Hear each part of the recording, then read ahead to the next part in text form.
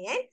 So, syempre, kay Avidson, dinadiscuss rin po natin sa ating mga sessions yung how to promote more yung mga products po natin. So nakapag-discuss na tayo ng YouTube, ng Facebook, ng Instagram. So for this week, ang i-discuss naman po natin is TikTok marketing. Yan. So ayan po, no, for sure, marami po sa atin ang aware na kung paano gamitin ang TikTok, di ba? So, yung i-discuss natin is karagdagang kaalaman lang po or mga tips na maaari ninyong magamit. Bakit nga ba natin gagamitin yung TikTok pagdating sa promotion or pag-promote ng ating mga paninda? Ayan. So, for today, i-discuss natin yung why TikTok? Bakit nga ba TikTok ang isa sa mga magandang platform na when it comes to digital marketing? Ayan. So, let's proceed. So, TikTok is a platform for short form mobile videos. Di ba kapag sa YouTube is ka-counterpart ito ni YouTube. Si YouTube na kapag upload tayo doon ng mga videos na mahaba. So, while kay TikTok, ito naman yung short form naman ng mga videos na ina-upload natin. Ayan. So, ano nga ba yung advantage ng TikTok? TikTok is a social media app centered around short videos. Many people think of it as a bite-sized version of YouTube with videos ranging between 5 and 120 seconds in length. Yun, katulad nga ng sinabi ko sa kanina na ito yung shorter version ng YouTube. Bite-size nga, ika nga, di ba? TikTok calls itself, this is the leading destination for short-form mobile videos with a mission to inspire creativity and bring joy. Ayan. So, di ba marami na po sa ating gumagamit ng TikTok kung saan talaga namang nakakapagbigay sa atin ng kasiyahan, di ba? Nakakapagbigay sa atin na from kapag malungkot tayo, pupunta nga ako sa TikTok, marami dito akong videos na mapapanood na talaga namang ma-happy naman yung mga hormones ko, di ba? So, ito pala yung kagandahan kay TikTok. So, ayan, let's proceed.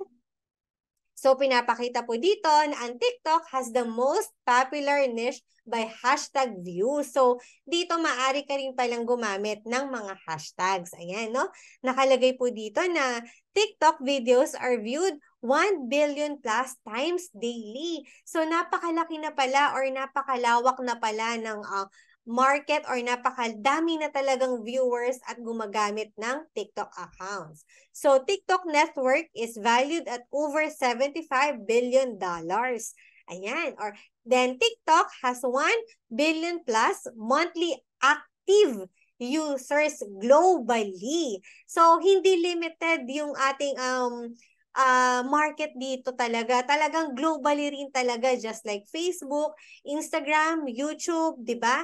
Napakadami talagang platforms ngayon, social media platforms na maaari nating gamitin. Hindi lang yung pang personal na postings natin, but of course, magagamit natin sa ating mga negosyo, sa ating mga online tindahan na ginagawa, di ba? So, marami tayong means. So, wala tayong reason or hindi magiging valid yung reason natin na paano magiging promotion ko, anong gagawin ko, ganyan. Kasi marami kang option na pwedeng gamitin when it comes to promotion pagdating sa ating mga social media accounts, di ba? Yan. Then, the TikTok app has been downloaded at 3.5 billion plus times. So, napakaraming na rin talagang gumagamit nito at marami nang nagda-download nitong app na ito, 'di ba? Kasi dito 'di ba meron din tayong mga TikTok sellers na nandito na rin, bumibili na rin on the spot sa TikTok, 'di ba? So dito for sure kapag meron kayong kung kayo ay online seller, ginagamit niyo na rin po ang TikTok seller account at for sure nakakabenta na rin po kayo dito kay TikTok. Ayan. So next, consumer spending on TikTok has surpassed 2 billion US dollars worldwide. Then, the average user session length on TikTok is about 10.85 minutes. So, pinakita natin kanina na yung short video is 60 seconds yung video na maaari mong magawa, di ba? So, kung 60 seconds video, at least 10 videos yung maaari mong ma-upload, then para ma-meet mo yung average user session length. So, 10 videos ang i-upload mo din sa TikTok, marami ka na nun na mapopromote ng mga paninda mo kung ikaw ay isang online seller, di ba? So, post lang ng post, di ba? Para saan at makakahanap rin ikaw ng mga customers mo na magiging regular customers mo. Ayan, posting is the key, ika nga, di ba? So then, let's proceed.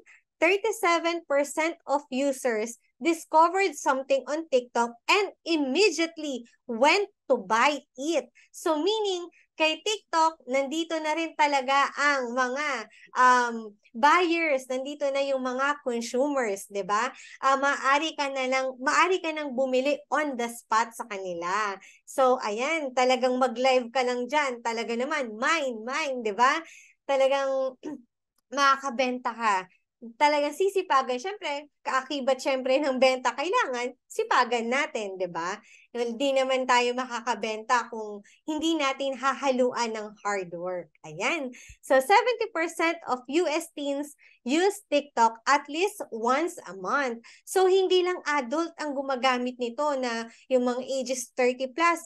Mas marami dito or marami dito is mga kabataan na din talaga ang gumagamit, which is yung mga kabataan is talagang nakauso yan sa kung ano yung trending. Sumasabay sila sa uso. So for sure, yung mga market mo is madadagdagan, hindi lang yung mga ages 30 plus ups, di ba? So, marami na rin tayo talagang magiging viewers, marami tayong pwedeng maging followers, at syempre, marami tayong target market. Ayan.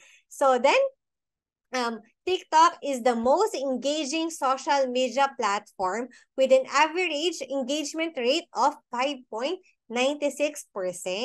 Ayan, ito pala yung talaga namang highest engagement rate. Meron siyang highest engagement rate pagdating sa social media network. Ayan, so then next is 850 plus minutes per month consistent increase in view time, and it is the #1 most downloaded app globally. Ayan. So, talagang napakarami na rin talagang gumagamit ng TikTok accounts. Ayan. So, next, bakit nga ba nagtitrend yung content sa TikTok? 'Di ba? So, kay TikTok, gumagamit na rin sila ng ASMR and they satisfying video. So, alam naman na po natin, most of us is kung ano nga ba yung gamit ng ASMR, pampadagdag ito ng content ninyo kung paano mas mapapaganda yung mga contents na i-upload natin. Ayan. The next, ayan. Another one, bakit nga ba nagte-trending ang content ng video sa TikTok?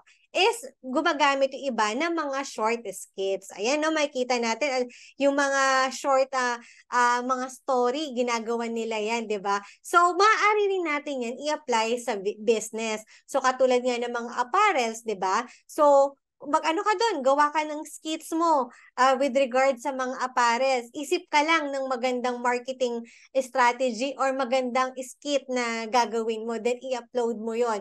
For sure, kung maganda yung pagkakagawa mo, magte-trending iyan. Ayan. So, then, next one is the subculture talk. Ayan, example, hashtag book talk. Ayan, hashtag food talk. Hashtag clean talk. Or, syempre, negosyo tayo, hashtag money talk. Hashtag business talk. Diba?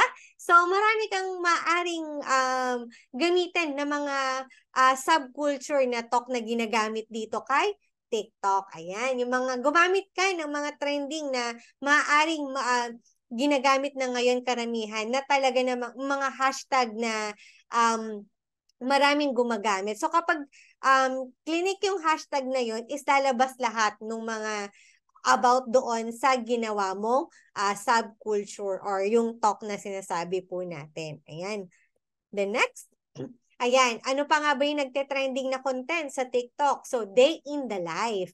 Ayan. So, kung ikaw ay businessman, ay kung ikaw ay business owner, or kung ikaw man ay online seller, ano nga ba yung day in the life ng isang seller, di ba? Siyempre, yung all about sa pagnenegosyo natin, gumawa ka dyan ng content mo na nagpapak ka ng orders, nagtitake ka ng orders, or nagla-live selling ka. 'Di ba? Pwede rin 'yun, or nag-aayos ka ng mga paninda mo. Ayan, pwede mo 'yan gawing content.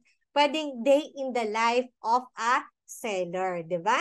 The next, so yan, pwede rin gumamit ka ng green screen. Yan, katulad nga ng mga sample natin dito, 'di ba? Yung background mo, yung mga sample mo na mga gumawa ka ng mga sample illustrations mo when it comes sa kitaan, 'di ba? Gawin natin 'yan. Gawin mo 'yan as a seller para magkaroon sila ng idea kung paano nga ba yung maaaring kitain dun sa negosyo na ino-offer mo sa kanila. Or yan, kung ikaw naman ay retailer, pwede rin yun. Gumawa ka ng green screen. Then, maggawa ka ng mga models, di ba? Na maaari mong gamitin as promotion. Yan. Then, ayan, dito tayo papasok bilang negosyante or bilang mga business owners, online sellers. Dito sa nag-trending din itong mga ito. Yung mga let's pack, order together. Ayan. So, kapag meron na tayong mga orders, maaari mo rin ganyan gawin na content. Yung packing mo, yung unboxing mo, di ba? Napakaganda yan na gawing content. Yan. Then next one is Creators Culture Incubator. So, tayo nga in line with business, so maaari mo yung gawin na as culture dun sa TikTok's account mo. Ayan. Yan. Siyempre, yan. So, that's for it for today. So, next session po natin, i-discuss naman po natin kung paano nga ba mag-upload or kung ano nga ba yung content na maaari nating i-upload sa ating mga TikToks account, yung paggawa naman ng contents. Ayan. Yan, and that's it for today.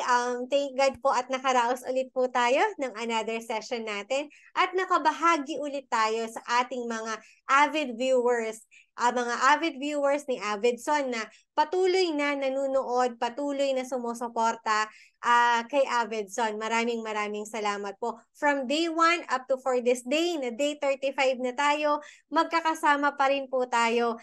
Nilalike nyo, sinishare nyo yung ating mga live sessions. Maraming salamat po.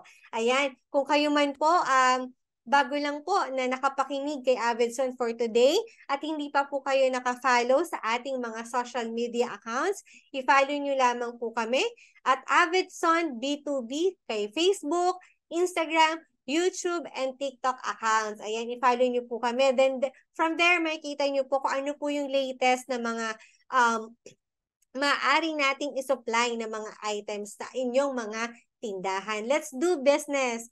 Yan, sabi nga po ni Mr. Justin. So, ayan, meron din po tayong website, avidson-business.com. Maaari nyo rin po yan i-visit. Yan. So, thank you po for today.